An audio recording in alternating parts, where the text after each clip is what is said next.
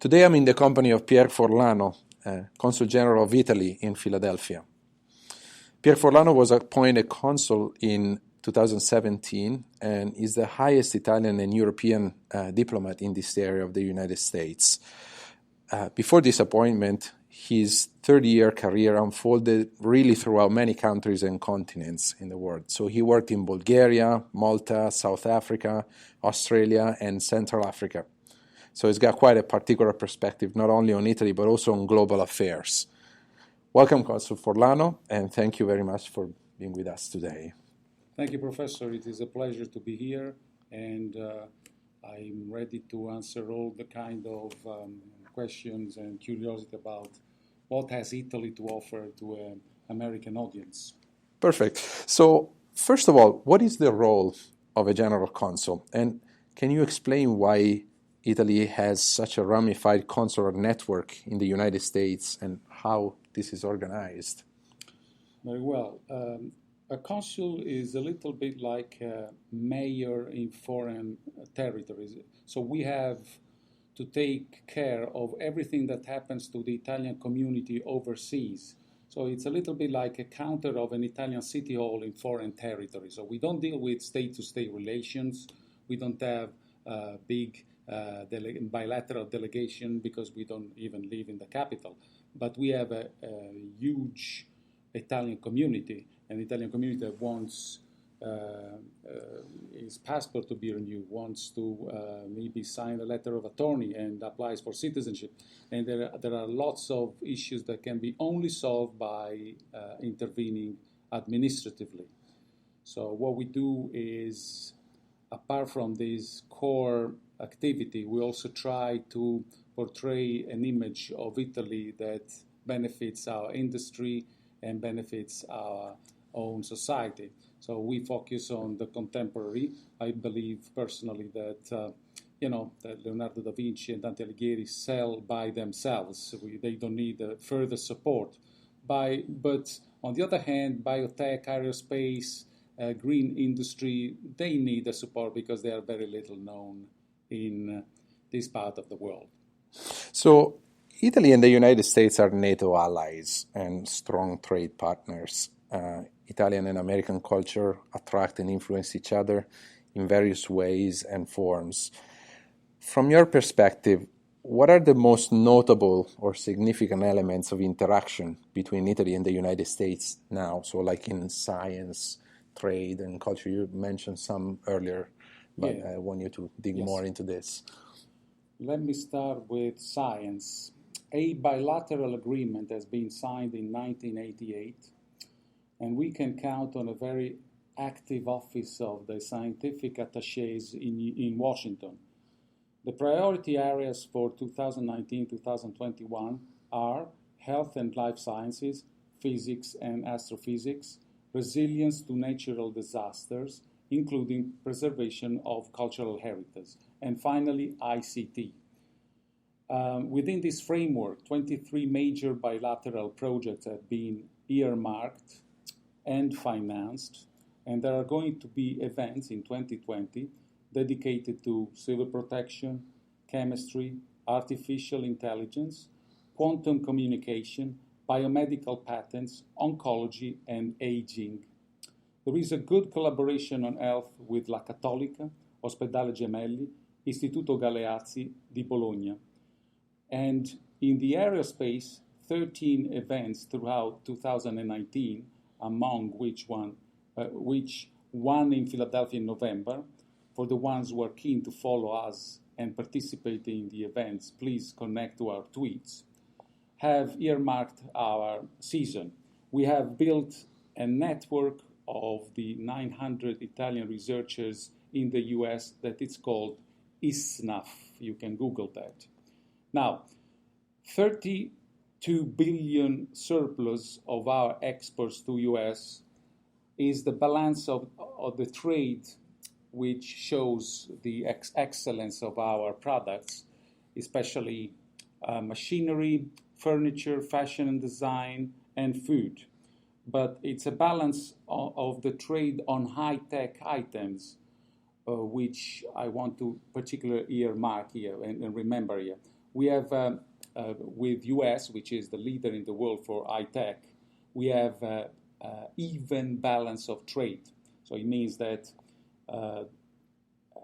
the US find our high-end product in the technology industry very attractive. And another thing I wanted to remind our students and our listeners is that Italy leads the market in 935 products out of 5,177. So, in broad terms, in the world, there are about 5,000 items that are classified in the trade. And Italy has the number one position, number two, or number three position in 935 of them, which is... It's pretty good. It's pretty good. You have to, delve into a little bit of the mentality to understand what it means. So, since you mentioned this, I want to point out that Italy is really a global leader, not only in the production of luxury goods, but also in sustainable agriculture, wood furniture, also in the pharmaceutical industry, and of course in artistic heritage and tourism. These are somewhat known components of the Italian appeal, but is there something else to it? And would you be able to surprise us with something we don't expect about Italy? I have to thank you for this question because it's the question I like the most. Because when I speak around in campuses, it's exactly what I try to stress. Apart from the known stereotypes and the cliches about Italy, the culture, the food, we have more. So Italy has the leadership for recycling and renewable energies in the European Union. It hosts an international hub for science in Trieste. In 2017, Italy has become the third most generous country of the world in terms of international cooperation and development, investing yearly 11.6 billion euros from 2012 to 2017. We saved also 500,000 lives in the Mediterranean through search and rescue operations. We are the first Western country to contribute to peacekeeping operations in the world. And even within NATO, we are the fifth contributor and first state after US for boots on the ground in Afghanistan and Iraq. We are also leaders for fashion and design with ownership of about 1/3 of the patents registered in the European Union. Most importantly, Italy is at the first place in the World Health Index with a score of 93.11 on 100, and also ranks as best nation for longevity. We are the nation that has shown to be keener than others to defend human rights. And I explain this, by the number of UN conventions, sanctions, and resolutions sponsored by Italy in New York. So we can say that Italy intervenes in the defense of the weak, be that women in area of conflict, children soldiers, or female genital mutilations. And again, speaking of our beautiful language, Italy is not only easy to learn, I think it's the number 3 in the world. It's the 4th language studied in the US. We have yearly 36,000 students, US students, visiting Italy, which is the second destination after Great Britain. Now, other features. We have the first orchestra in the world, which is La Scala, Orchestra della Scala. We have the first chef in the world, which is Bottura. We can boast the first faculty for art and literature of the antiquity, which is La Sapienza. We are the first country for biodiversity of fauna and flora. If you travel to Rome, everybody knows that there's a FAO, but there's also Biodiversity International, which is an organization which was hosted in Rome because of our own biodiversity. And we have the leadership for the protection of the origin of products with something like 350 products which have a documented protection by law. Let me also say we ended up in these last years as first producer of the world. We have 51% of the total trade for cosmetics and makeup. So this market share is staggering. And we also detain a leadership position for food and beverages, as everybody knows, machinery and furniture, fashion and accessories, design and architecture. And if you want to know more also about Bottura and the primacy of La Sapienza, you can also listen to the episodes on Bottura and the archaeologist Margherita Guarducci, who worked at the University of Rome for many years. Now, of course, Italy has an incredible cultural patrimony and has been actually recently ranked #1 country in the world for cultural influence by U.S. News and Report.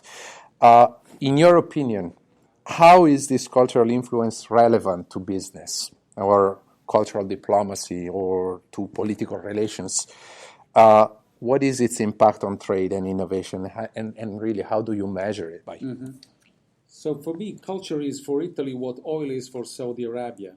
So it would be a little bit silly for us not to take advantage of our situation and promote this primacy in the world. So we are certainly not a superpower when it comes to politics. We are the ninth nation in the world for GDP. But when it comes to culture, I think we are, if not the one of the leading nations in the world. And this soft power makes us attractive. So we need to portray it more and more. We need to promote it. We need to export it overseas, like an actual item. So culture is what attracts lots of tourists and amalgamates the interest of experts, creates bonds for the cross-pollination of values, and begets international collaborations in numerous fields. I figure that culture is by now one of the input of any sophisticated goods in the 21st century, at the same level of know-how, capital, labor, and technology. It is also natural that the fastest innovation rate is to be found where culture has developed a sense for pioneering and improving materials and concepts. I think that you could measure culture in lots of manners, but a good way is to begin with the UNESCO ranking, the primacy in the number of museums and archaeological sites, which are in Italy 4,976 units. So in this sense, apart from the staggering numbers, how this relates to the relationship between states. So what is cultural diplomacy, really, which is actually what you do? Cultural diplomacy is basically taking time and thinking out of the box, not being just a bureaucrat and trying to get out of your office, meet people, find sponsors, and putting on stage events, exhibitions, conferences that have to do with the beauty of our country, of our culture, and of our art. So we have a small budget, but we also tap on the huge reserves,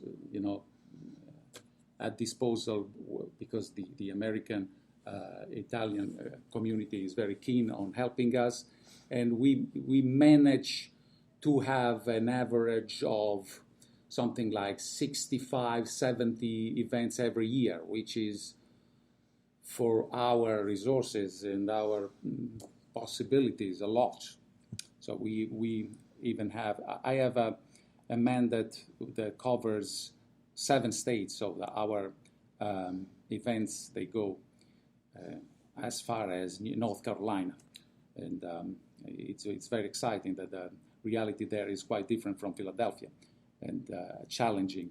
But we managed to meet some of their demands. Of course, I could do 3 times more with a different team, but this is what keeps me alive and kicking and inspires me a lot.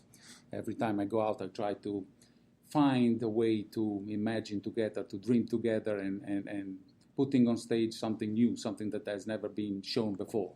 And definitely the activity of translating a language, a cultural heritage, into a story that enters in another reality, in another world, and at the same time really cherishing the patrimony of Italians that are also based in the United States and are operating as active players in this society. So this leads me to the last question, which is related to your travels all over the world. You've really been all over the place for your work, so in Bulgaria, Malta, South Africa, Australia, and Philadelphia now.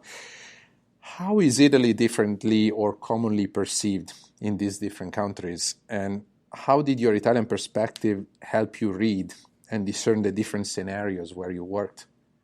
I was always welcomed very warmly and could sense a deep feeling of sympathy wherever I traveled.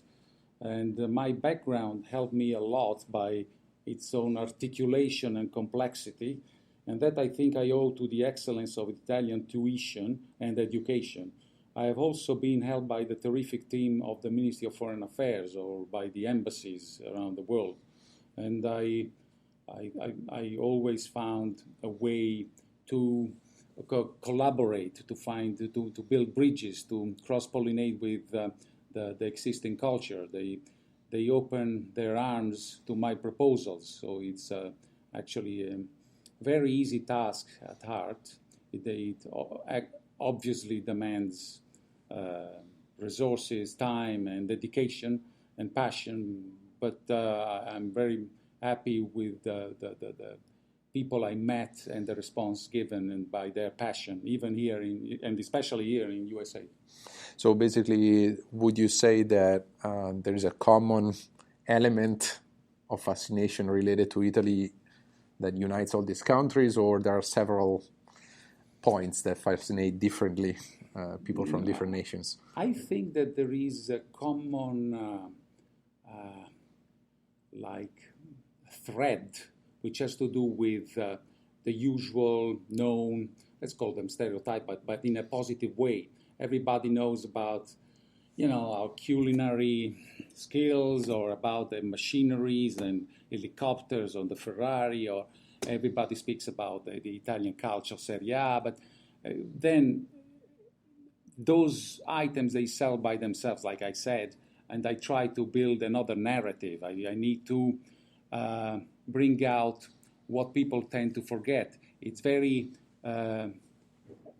enticing to say, oh, I bought a big German car and it's fantastic, but no one knows that 70% of the input in a German Porsche is Italian spares. No one knows that Italian furniture sells overseas more than the automotive in Germany. So no one speaks about, a couch or a table, but they are items that sell like they sell like crazy everywhere. So I try to change a little bit the narrative and bring out what nobody knows. Yeah, this is also tapping into the contents of the podcast, in the sense like, how do you innovate a repertoire that pretty much is already standard set, everybody knows. So in this sense, also diplomacy, we talked about like music in previous episodes, but or cuisine, but also in the field of diplomacy, the ability to innovate as an ability to reinvent a story about something that people might think as set in stone. Italy has a lot to offer, and it is a very lively culture. You hit the nail on the head, like they say. It's very creative. The sky's the limit. I don't see a sector where there is not a story to tell. Be it architecture, be it physics or biotech. It's all a new world to be pioneered out there, and There's a lot of story to be told. So I thank Luca because he does the tough job of putting these stories together. So listen carefully to what he has to say. Thank you very much. And also, thank you very much for the conversation today. Just to recapitulate, we talked about cultural diplomacy, cultural influence, Italy's role in NATO and global trade, and perceptions of Italy all over the world. Thanks again for your perspective and your point of view that is very enlightening, and it's very much part of like a common work of narrating this story of a contemporary Italy that has a lot to say. Thanks everybody for listening, and you can find all the other episodes of the podcast on YouTube, iTunes, Spotify, Spreaker, or at the official page at www.italianinnovators.com. Don't forget to follow me on Twitter at Luca Cottini or ITA Innovators, and subscribe to the podcast. In the meantime, thank you, Consul Forlano, for your presence, and thank you everybody for listening. Arrivederci e alla prossima.